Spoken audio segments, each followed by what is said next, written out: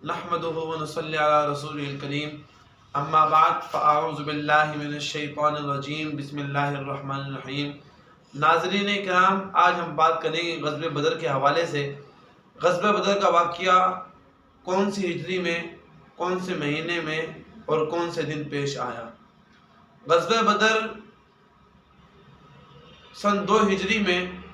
رمضان المبارک کے مہینے میں 17 رمضان 17 روزے کو یہ واقعہ پیش آیا۔ اس کی اصل حقیقت کیا تھی؟ اللہ رب العزت نے کفار کے بڑھتے ہوئے ظلم سے بچانے کے لیے اللہ رب العزت نے مسلمانوں کو حکم دیا کہ مسلمان مظلوم ہو چکے ہیں، ان پر روزمرہ ظلم کیا جا رہا ہے، ان کے قافلوں کو لوٹا جا رہا ہے، ان کو تنگ دست کیا جا رہا ہے۔ تو اللہ رب العزت نے مسلمانوں کو حکم دیا کہ تم بھی ان کافروں کو سبق سکھاؤ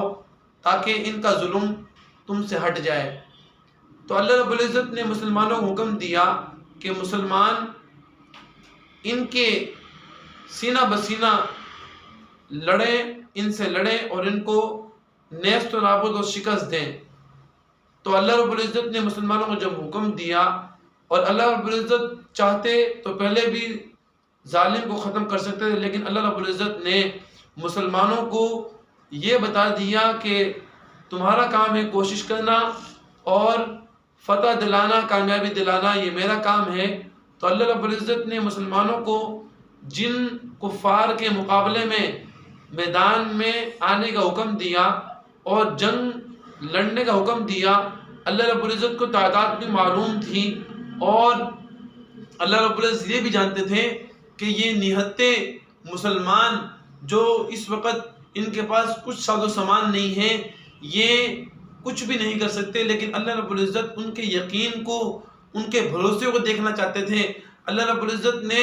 ان کے بھروسے کو دیکھا، ان کے یقین کو، ان کے عزم کو دیکھا، تو اللہ رب العزت نے ان مسلمانوں کی ایسی مدد و نصرت فرمائی، ایسی مدد و نصرت فرمائی کہ آج 14 سال گزر گئے کہ کفر پر آج بھی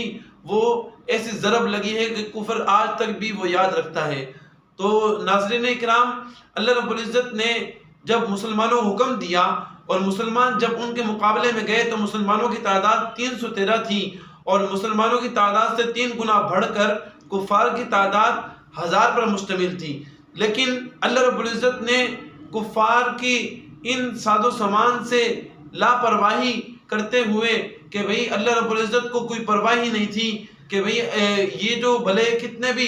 دنیائی اسباب اپنا لیں، لیکن اللہ جو چاہیں گے وہ ہوگا۔ اللہ رب العزت نے مسلمانوں کا عزم دیکھا، ان کا یقین دیکھا کہ وہ کس طرح اللہ رب العزت کے سامنے اپنے آپ کو پیش کر رہے ہیں اور کفار کے سامنے لڑنے کے لیے تیار ہیں، اور اسلام کو ہمیشہ ہمیشہ کے لیے ایک نئی زندگی دینے کے لیے تیار ہیں، تو اسلام کو ایک عزم دینے کے لیے تیار ہیں۔ تو اللہ رب العزت نے مسلمانوں کی مدد فرمائی۔ دیکھا کہ مسلمان کے پاس ساز و سامان، جنگی ساز و سامان نہیں ہے، اور کفار کے 1000 تعداد بھی زیادہ ہیں، اور ان کے پاس فوج کے